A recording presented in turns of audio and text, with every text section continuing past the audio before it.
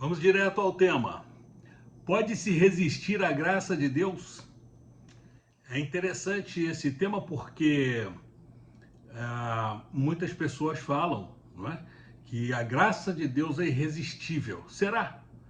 Existem alguns tópicos que eu quero abordar nessa manhã, e dentre eles é a falta de conhecimento de muitos líderes, pessoas que estão à frente de algum trabalho com a igreja, e acham desnecessário o investimento em estudar a palavra de Deus, ou conhecer a palavra de Deus, ou buscar um tempo para saber do que se vai falar, porque você ler é uma coisa e você entender é outra coisa, e quando você explica sem entender, você acaba gerando mais confusão e trazendo descrédito para aquilo que deveria ser o tema central da vida de toda pessoa, que é a palavra de Deus, né? E baseado nisso, eu quero colocar alguns tópicos aqui muito importantes, que é aquele que tem interesse em crescer nesse tempo de crise, nesse tempo de dificuldade, de afunilamento da vida cristã,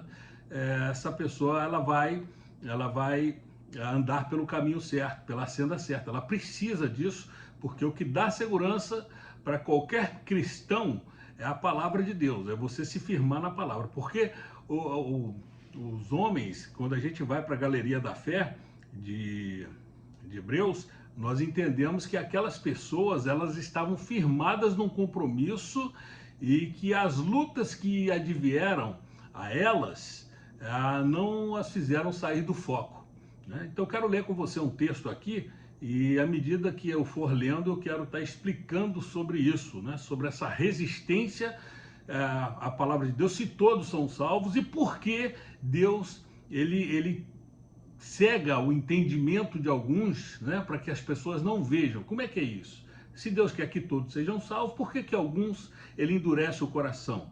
Vamos lá. João 12. Apesar de todos os sinais que Jesus havia realizado, não creram nele. Aconteceu conforme o profeta Isaías tinha dito: Senhor, quem creu em nossa mensagem?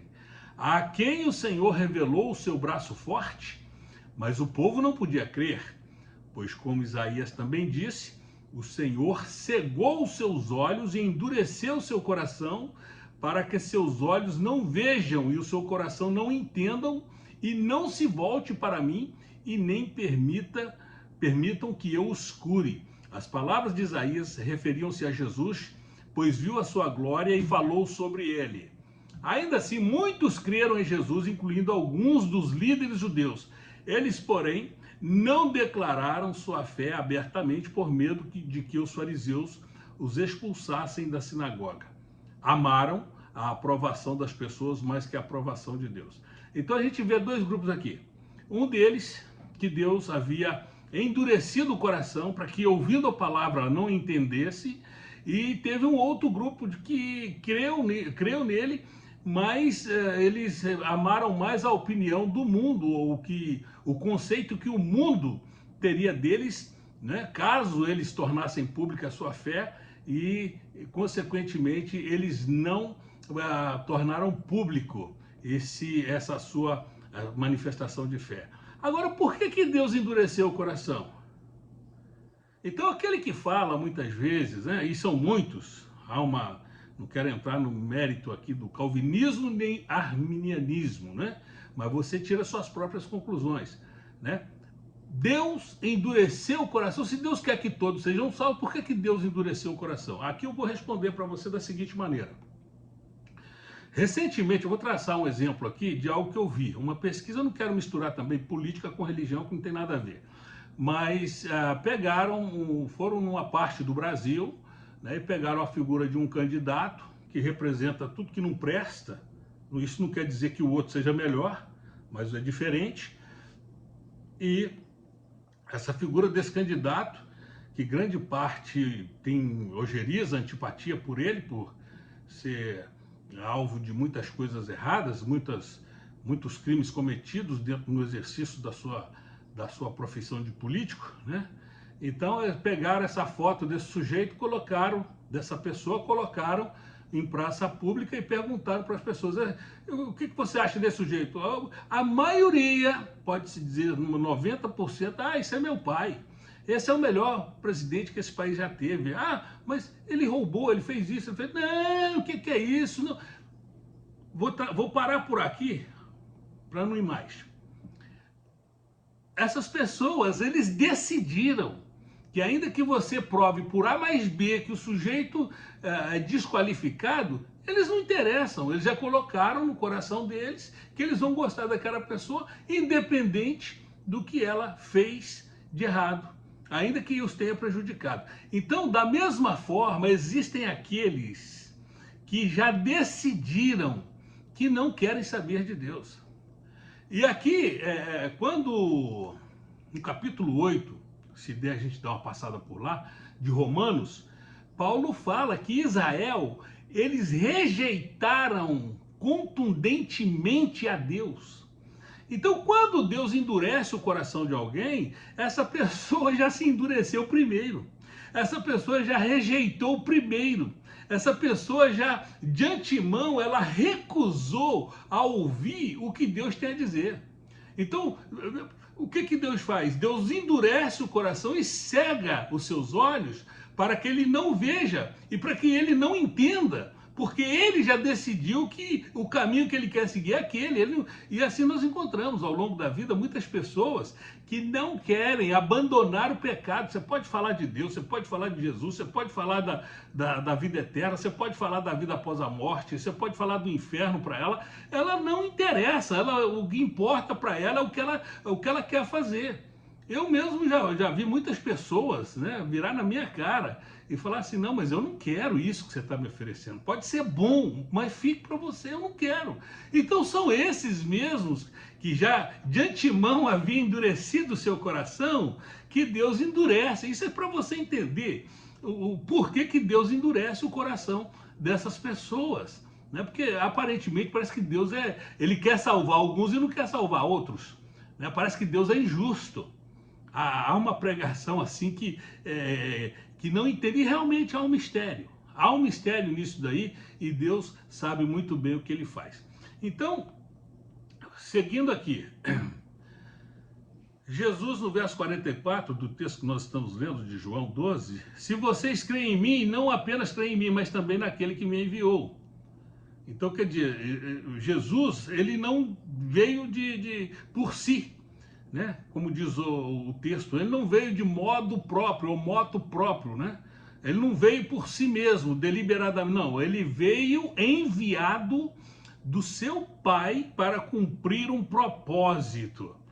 Então, Jesus diz o seguinte: pois quando vem a mim,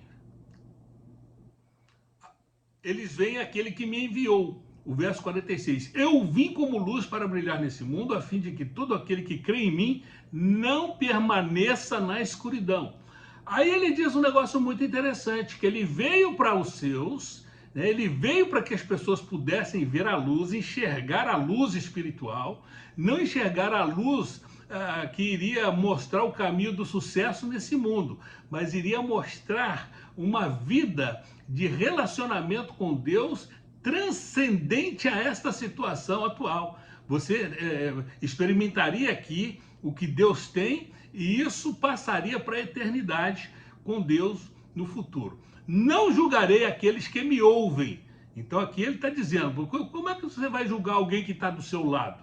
Então ele seria julgar, no caso, aqueles que contestam a veracidade das suas palavras. Mas ele diz, não julgarei aqueles que me ouvem,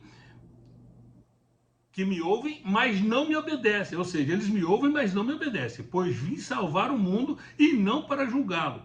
Mas todos os que me rejeitam e desprezam minha mensagem serão julgados no dia do julgamento pela verdade que tenho falado. Então aqui tem outros pontos aqui subjacentes a esse texto que nós precisamos entender.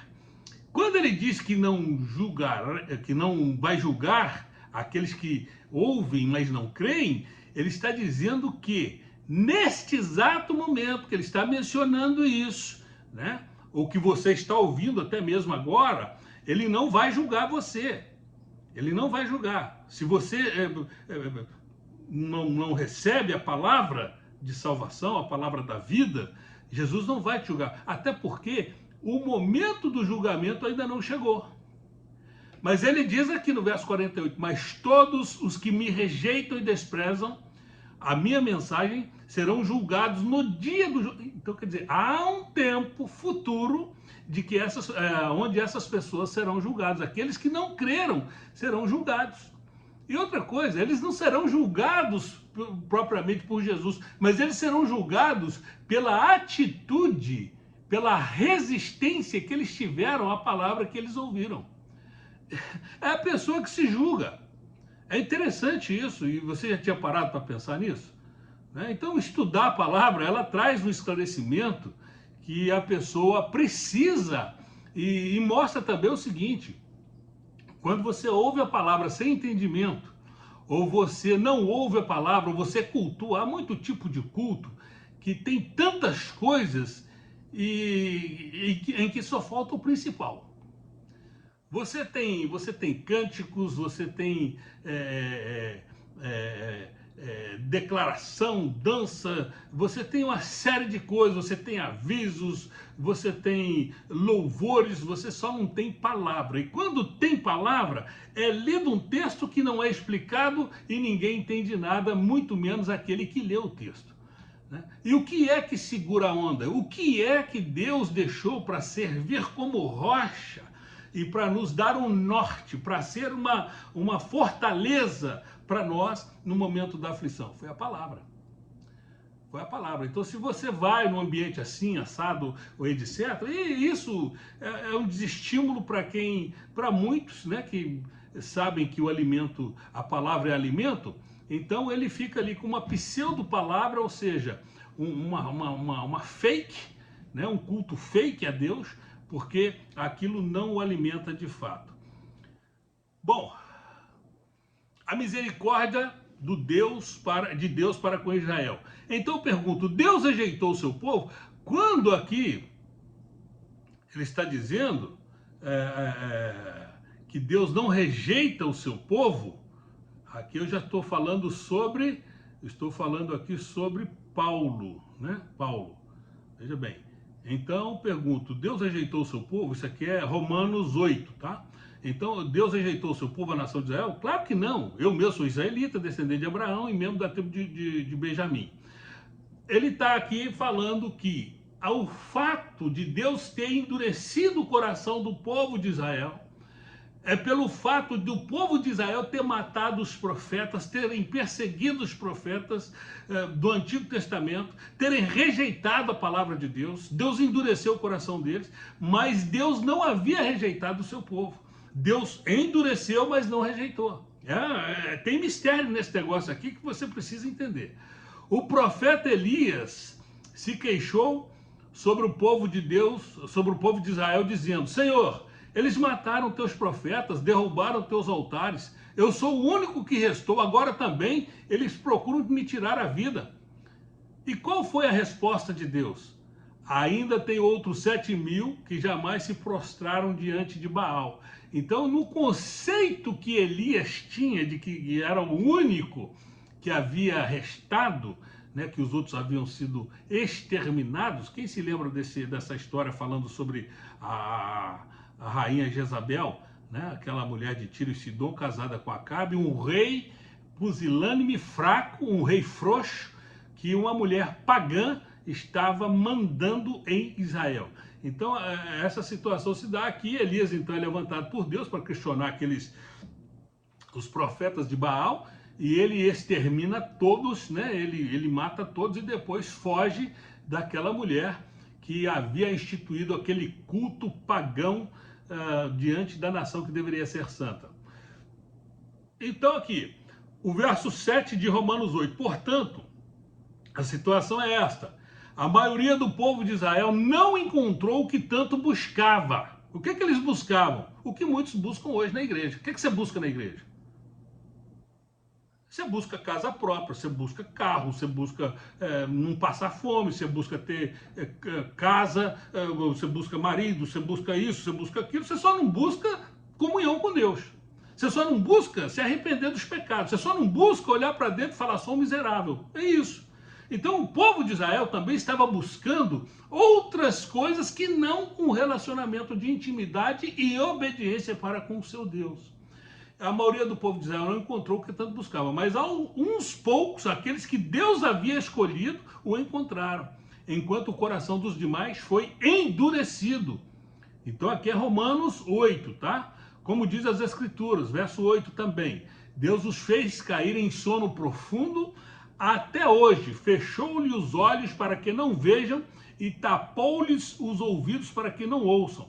Da mesma forma, Paulo ainda falando, ele diz assim, da mesma forma Davi disse, que a sua mesa farta se transforme em laço, em armadilha que os faça pensar que tudo vai bem, que seus privilégios os façam tropeçar e que recebam o que mereçam, que seus olhos escureçam para que não vejam e as suas costas fiquem encurvadas para sempre. Acaso o povo de Deus tropeçou e caiu sem possibilidade de se levantar?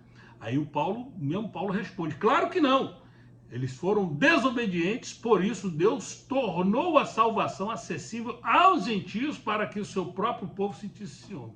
Então aqui ele está explicando como eu e você, gentios, se você não é judeu, fomos alcançados. O fato de Israel ter rejeitado fez com que Deus então estendesse para nós a sua graça, a sua misericórdia. E louvado seja Deus por isso, não que eu deseje que os judeus se percam, na verdade, a Bíblia diz que no futuro, né, toda a nação será salva, porque eles verão o poder de Deus na vida dos gentios e eles converterão dos seus maus caminhos. Então é interessante nós entendermos isso para não ficar trazendo um rótulo, um título, né? Eu sou cristão, mas o que é que você sabe? O que é que você entende do seu Deus? Bom, eu não entendo muita coisa. Qual versículo você... Não tem. A misericórdia de Deus é para todos. Então vamos lá. Irmãos, quero que vocês entendam este mistério, Paulo ainda falando, para que não se orgulhem de si mesmo. Então quer dizer, aquele que tem a Cristo, ele não se orgulhe. Porque o povo de Israel, que tinha o Deus de Israel, né, se orgulhava diante dos seus adversários. Vencia os seus adversários, mas logo depois que os seus adversários estavam subjugados, Israel ia lá e se imiscuía, se envolvia, fazia atos de celebração a deuses pagãos, aos deuses dos povos vencidos, Israel se juntava com eles. Então aqui, olha, não se orgulhem de si mesmo. Alguns do povo de Israel têm o coração endurecido, mas isso durará apenas até que o tempo dos gentios se complete. O nosso tempo vai se completar. O tempo que o evangelho será pregado aos gentios, ele vai terminar, ele vai ter um fim. E aí, Israel então será alvo do libertador, o libertador que virá de Sião e afastará Israel da impiedade. Esta é a minha aliança com eles. E eu removerei os seus pecados. Aqui ele falando, Paulo falando sobre como Deus agirá em relação aos israelitas. Pois bem, Hebreus 11 diz o seguinte, fala sobre a fé, a galeria da fé. E eu coloquei um subtítulo aqui para você entender. O que é fé? É quando o sofrimento não nos tira do foco.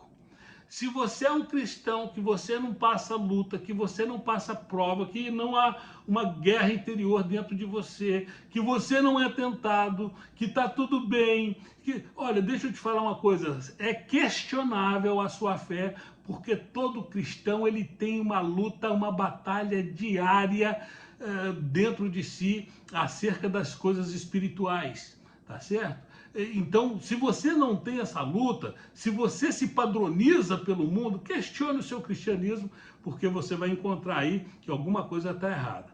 A fé mostra a realidade daquilo que esperamos. Ela nos dá a convicção das coisas que não vemos. Isso aqui é Hebreus 11, 1. Pela fé, pessoas em tempos passados obtiveram a aprovação. Tá? Pela fé, entendemos que todo o universo foi formado pela palavra de Deus, Assim, o que se vê originou daquilo que não se vê. Isso é o capítulo 11 de Hebreus, verso 3, 4. Pela fé, Abel apresentou um sacrifício superior ao de Caim. Com isso, mostrou que era um homem justo e Deus aprovou as suas ofertas, embora há muito esteja morto. Embora há muito tempo esteja morto, ainda fala por meio de seu exemplo. Vem cá, para aqueles que dizem que Deus é amor, que ama a todos e salva a todos, que Deus não pode lançar as pessoas do inferno, que tem esses também, né? Então a Bíblia diz que Deus aceitou Abel, que foi morto pelo seu irmão, mas não aceitou Caim. Então, quer dizer, se você acha que Deus é amor e que isso é uma chave para que você viva uma vida de pecado, você então está com um pensamento equivocado, né? Vamos lá. Pela fé, Enoque foi levado para o céu sem ver a morte. Mas vamos aqui. Pela fé, Noé construiu uma grande embarcação para salvar sua família do dilúvio. Ele obedeceu a Deus, que o advertiu a respeito das coisas que nunca havia acontecido. Ele nunca tinha visto, né? Mas mais interessante do que isso foi quando Deus começa a falar, quando a palavra começa a falar de Abraão. São mais ou menos 14 capítulos, 14 versículos, os subsequentes aqui, que fala de Abraão. Pela fé, Abraão obedeceu quando foi chamado para ir a outra terra que ele receberia como herança. Ele partiu sem saber para onde ia. Isso é fé. Obediência. E mesmo quando chegou à terra que ele havia sido prometida, viveu ali pela fé, pois era como estrangeiro morando em tendas, pois assim também fizera Isaque e Jacó, que herdaram a mesma promessa. 10. Abraão esperava confiantemente pela cidade de alicerces eternos planejada e construída por Deus, né? A vida eterna aqui, a Jerusalém celestial. Pela fé, até mesmo Sara, embora estéril e idosa, pôde ter um filho e creu que Deus era fiel para cumprir sua promessa. E olha aqui que essa dona Sarinha, esposa de Abraão, né, ela tentou ajudar Deus aqui, colocando no colo do seu marido a egípcia Agar, mas nem isso a tirou da galeria da fé, tá certo? Ela continuou crendo, estava lá. Mesmo com falha, falhou, mas isso quer dizer que Deus nos ama. Deus nos ama e você não vai perder a sua salvação, mas algumas pessoas têm o coração endurecido, nem todos vão se salvar. Alguns serão salvos, não é porque Deus não quer salvá-los, é porque eles mesmos decidiram que não querem. E aí, aos defensores de que a graça é irresistível, é o seguinte: a graça é irresistível para aquele que tem um coração que aceita a graça, ou minimamente capaz de entender essa graça, ou de entender que é miserável. Porque tem pessoas que não se acham miseráveis, não é? Todos eles morreram na fé, embora tenham recebido todas as coisas, embora não tenham recebido todas as coisas que lhe foram prometidas e avistaram de longe de bom grado a aceitaram. Reconheceram que eram estrangeiros e peregrinos nesse mundo. As promessas que Deus nos fez, elas não terminam nesse mundo e nós não as alcançaremos totalmente, plenamente nesse mundo. Tá bom? Só para entender. E aí o verso 16, verso 14. Evidentemente, quem fala desse modo espera ter sua própria pátria. Se quisessem, poderia ter voltado à terra de onde saíram, mas buscavam a pátria superior, um lar celestial. Por isso, Deus não se envergonha de ser chamado Deus deles, pois lhes preparou uma cidade. Aquele que tem que provar para alguém, né, o porquê que ele é crente, ele não consegue provar, porque Deus ainda não cumpriu plenamente. Ele teria que mostrar a cidade celestial, ele teria que mostrar o banquete no qual ele será servido por Cristo, ele teria que mostrar uma série de coisas na qual ele crê e que pela fé ainda não aconteceu, né? Ele não tem como mostrar isso para o ímpio. Então você não tem que provar nada para ninguém. Viva a sua fé com Deus e avance independente dos cães que ladram. Avance, avance. Né? Pela fé, Abraão, ao ser posto à prova, ofereceu Isaque como sacrifício. Abraão, que havia recebido as promessas, estava disposto a sacrificar. Loucura, loucura, né? Então o ímpio que te pede prova de fé, ele não vai entender esse tipo de coisa, vai te chamar de louco. Mas eu vou avançando aqui.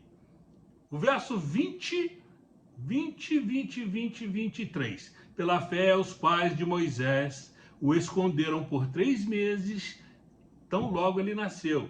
Havia uma condenação, uma sentença de morte do rei do Egito, faraó do Egito, para que todo menino que nascesse, todo menino hebreu fosse morto, deixasse vivo só as meninas, né? Aí o que acontece? A mãe resolveu desobedecer o faraó e preservou seu filho, e ele foi achado pela filha de faraó e foi criado no palácio. Mas olha só, pela fé Moisés, já adulto, se recusou, depois de ter sido adotado pela filha de faraó, ter sido chamado filho da filha de faraó, preferindo ser maltratado junto com o povo de Deus a aproveitar os prazeres transitórios do pecado. Você quer ver uma coisa? Pode ser que tenha dentro da igreja, pode ser não, certeza, pessoas que querem ser salvas, mas também aproveitar os prazeres transitórios do pecado. Ah, não, a vida é curta, tem que aproveitar. Ah, a vida passa rápido, não podemos desperdiçar. Então, Moisés, ele preferiu ser perseguido, ele abriu mão do título que lhe cabia, da posição que lhe cabia, como filho da filha de faraó, como participante daquele reino. Ele abriu mão e falou, não, o que eu busco está mais alá, né?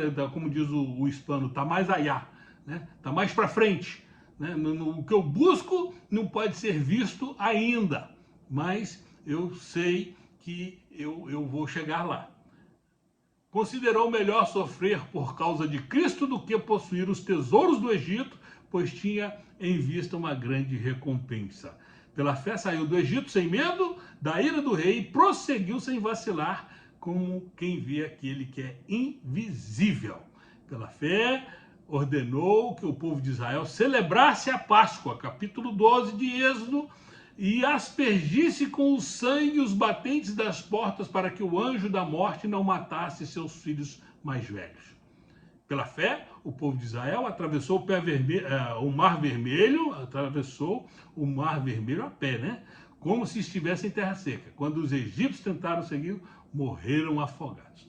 Bom, pela fé, a prostituta Raabe não foi morta com os habitantes da sua cidade, Jericó, que se recusaram a obedecer, pois ela acolheu em paz os espiões. Ela seria considerada traidora, mas é melhor você ser traidor dos seus amigos que não te querem salvos do que você trair a Cristo que morreu por você para você ficar com seus amigos. Preste atenção nisso.